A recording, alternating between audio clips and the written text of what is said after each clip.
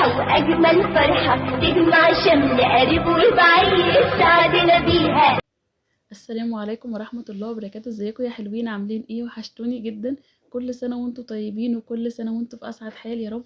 يا رب يكون عيد سعيد عليكم ويكون كل الناس مبسوطة وتكونوا قضيتوا كده اول يومين في فرحة وسعادة يا رب. الفيديو ده كان المفروض ينزل لكم امبارح بس انا كنت تعبانه فما عرفتش خالص ان انا انزله لكم، فقلت انزله النهارده مش هتفرق. اليوم ده انا كنت بستعد فيه للعيد بقى، يوم الوقفه. انا من الناس اللي بحب افرش الشقه يوم الوقفه، مش بحب خالص اعملها قبلها بيوم او يومين. بحس ان انا زهوت كده العيد ان انا افرش الشقه يوم الوقفه واظبطها واحط الحاجات الجديده والحاجات المبهجه ويصبح عليا العيد كده، بحس بفرحه بصراحه. هنا بقى انا كنت مطلعه المفرش دوت جديد زي ما بقول للبنات دايما على طول.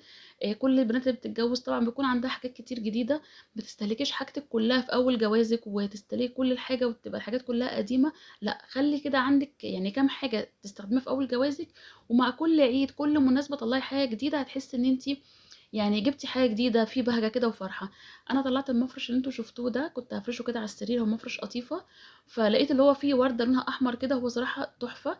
فحبيت ان انا قلت افرش معاه ملايه لونها احمر، بحيث ان لو المفرش كده من الجناب هيبقى باين الملايه اللي تحتيه ما يكونش لها لون مختلف او حاجه شاذه كده. فزي ما انتوا شايفين هو المفرش بصراحه تحفه جدا. هو من المجد، خامه المجد طبعا يعني معروفه، يعني حاجه نظيفه. فدايما بقول لكم في الحاجات اللي ما ينفعش نسترخص فيها او نجيب اي حاجه. البنات اللي بتجهز يعني ما تجيبوش اي حاجه، لازم تجيبوا الحاجات اللي هي تعيش معاكي سنين. لان المفارش والحاجات دي مش بتغيريها على طول، ممكن اللبس تغيريه تجيبي حاجات ستايلات جديده، انما الملايات والمفارش مش تغيروا كل يوم يعني.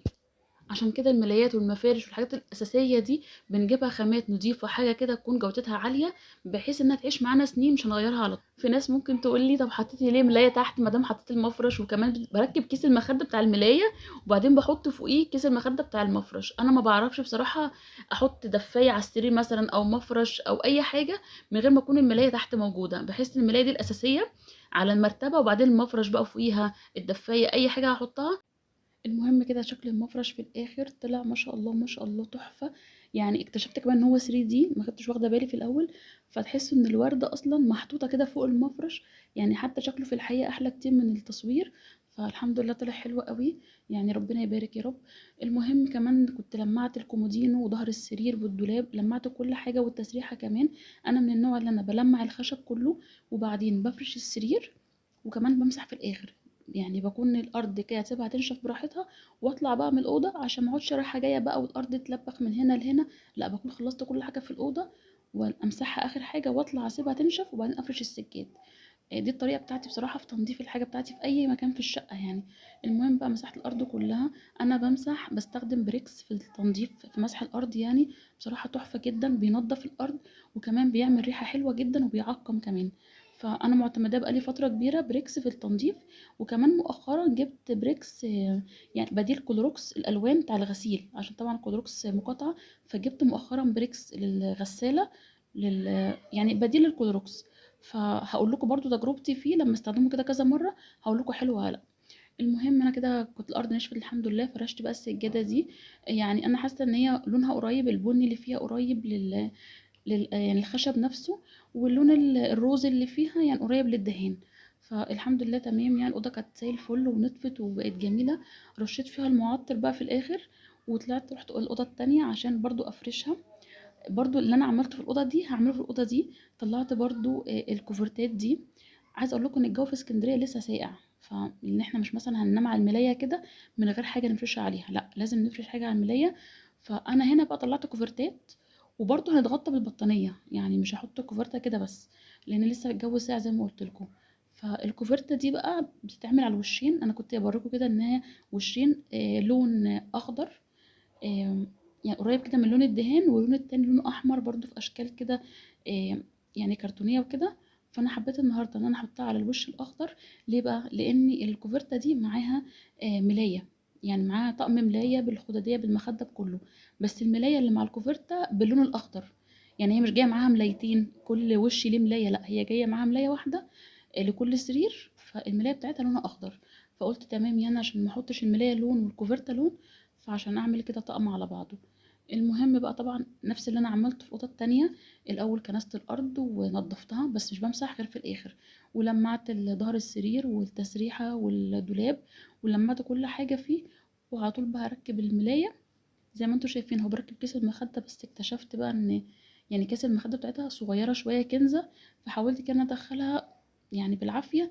وبعدين بديها كده كام خبطه، الكام خبطه دول بيظبطوا السفنج بتاعها. طبعا المخدات دي اللي هي الفايبر، فلما بديها كده كام خبطه بتتظبط يعني بتبقى حلوه قوي.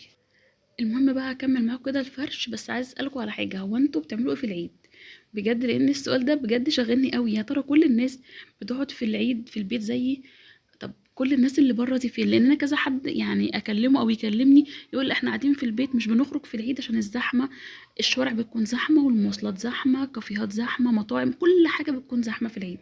طيب لما كل اللي بيسالني او بيكلمني بيبقى قاعد في البيت، امال الشوارع دي زحمه ازاي؟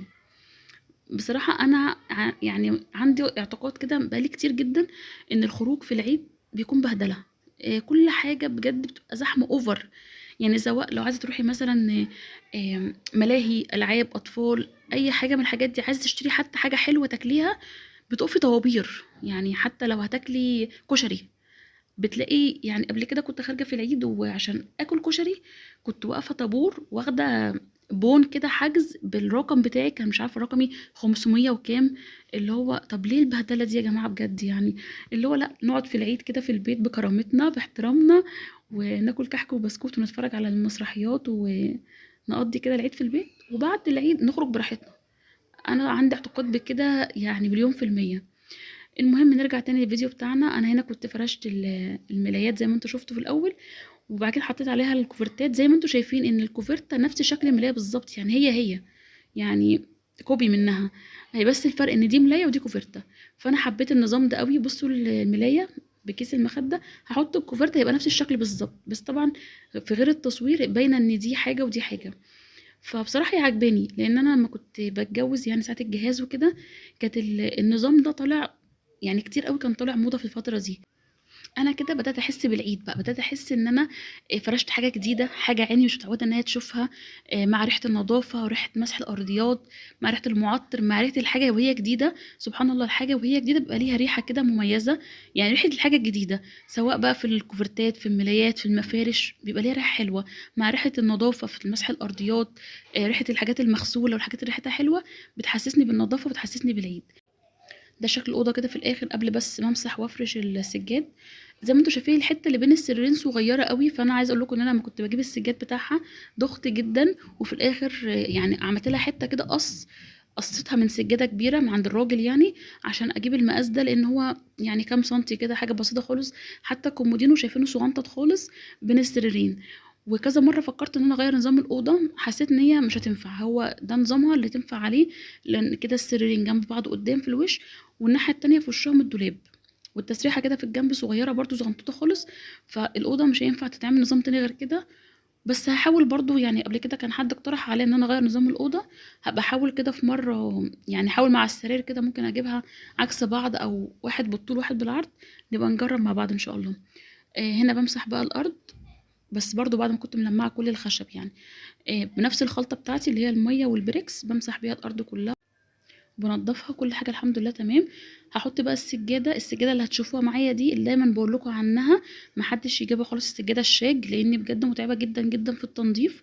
مش زي السجاد العادي اللي هو ممكن يتكنس بالمكنسه او يتكنس بمقشه او كده، لا السجاد الشاج ده مقرف جدا. لازم اشيلها وانفضها في البلكونه، اللي هو على ظهرها كده، وافضل اخبط عليها بقى باي حاجه بقى بمنفضه زي زمان. امسكها انفضها، بس حاجه تكون جامده تطلع بقى كل الحاجة اللي جواها، لان زي ما انتوا شايفين الشعر اللي فيها دوت مليان حاجات. بس كده الفيديو بتاعي خلص، يا رب يكون عجبكم واتبسطتوا معايا النهارده. استنوني الفيديو الجاي، ما تنسوش اللايك واشتراك في القناة. مع السلامة يا حلوين.